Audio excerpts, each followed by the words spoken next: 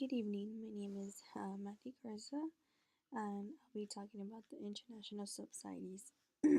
We'll start off with the table of contents. The International Institution for Sustainable Development's Global Subsidies Initiative, which is known as the GSI. We'll talk about the different subsides, the effects of subsides, the costs, and of course, I'll be showing you some graphs, images to give you more of a explanation or so you can see a visual effect on how the subsidies work. International Institution for Sustainable Development's Global Subsidies Initiative, known as the GSI. This is a program that is set up to focus on the various subsidies that can have an effect on the globe's environmental, economic, and governance status. I know you want to talk about the international subsides, but basically, this is what the international subsides are. It's a program that is developed in order to figure out how to help out the globe or any international matter within environment, economic, or the governance aspect. Environmental could be anything from helping the planet itself. Economic can be anything currency, money wise, negotiations that are brought up. And of course, we have the governance, which is anything of politics, presidents. In other countries, would be probably like the hierarchy that they have. The variety of subsides, there's energy, fossil fuel, biofuel, renewable electricity, and there's of course irrigation, trade and investment related, and media and outreach. But let's go back and talk about the other ones. You have energy subsides, energy, anything to do with energy, which this one and the renewable electricity can kind of go hand in hand because you have energy, anything that absorbs or anything that creates energy, but yet at the same time, you have to figure out how to renew it in an electricity way, receive that energy and put it in somehow. Fossil fuel, we basically know what that is, and then we have the biofuel.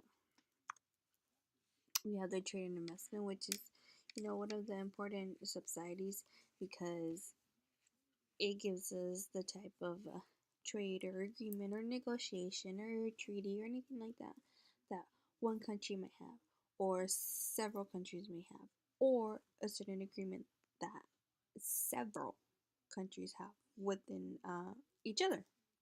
And of course, media and outreach, basically like whatever is covered by the news or social media or anything like that.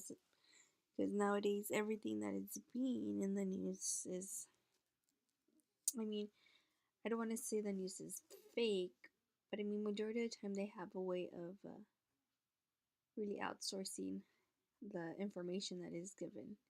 They exaggerate it more than what it needs to be. You have the effects. You have the effects that can really bring down the subsides. Like, for example, you have the money that is being spent wrong. Uh, sorry. For example, if you have like $100,000 and you spend it on something, then there's no way you can recuperate that money. I mean, that money is gone. So that money that you could have used on healthcare, on education, to build something for a city, a town, or a state, but because it was used wrong, because they didn't know in what kind of society to use it in, then it's money just down the drain. Also, you have over time it can become capitalized into least elastic factor, and of course you have environmental hazards, which can be anything that affects the environment from all the gases or the chemicals. Overusing too much electricity. This is why we have those energized bulbs or anything like that. But anything, that does harm to the environment can be an effect.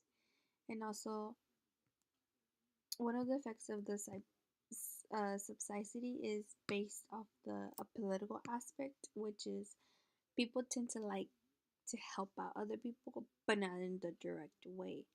Like, for example, if I want to help you out, but I don't want to show you that I'm helping you out because I don't want you to think otherwise of me for some odd reason, then in that situation, you would figure out a different way on how to help them out,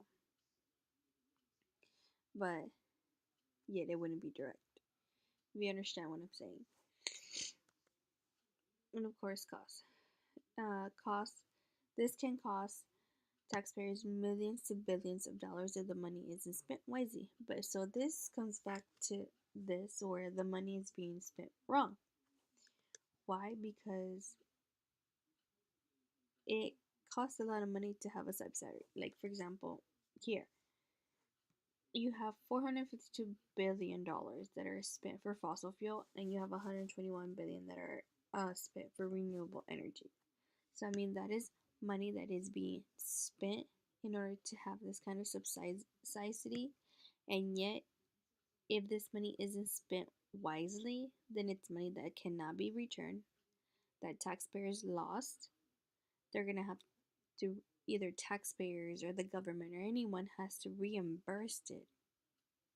And it can take a really long time for us to get that money that was lost wrongfully because of poor decisions. So that's why when I say that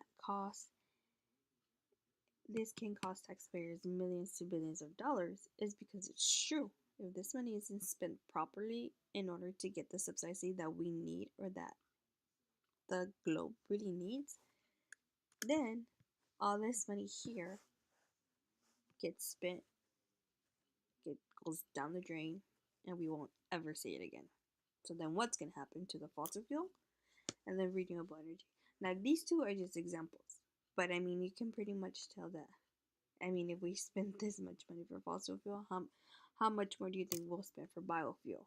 Or if we spend this much money for renewable energy, what makes you think we won't spend this amount or less or a little bit more on uh, the trade and investment?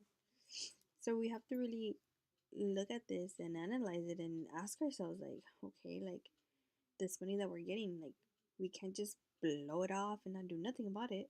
We have to spend it wisely. It's for the purpose of the people, the planet, and for ourselves. And here you can tell it's a graph of between 2006 and 2015 that states the international energy prices.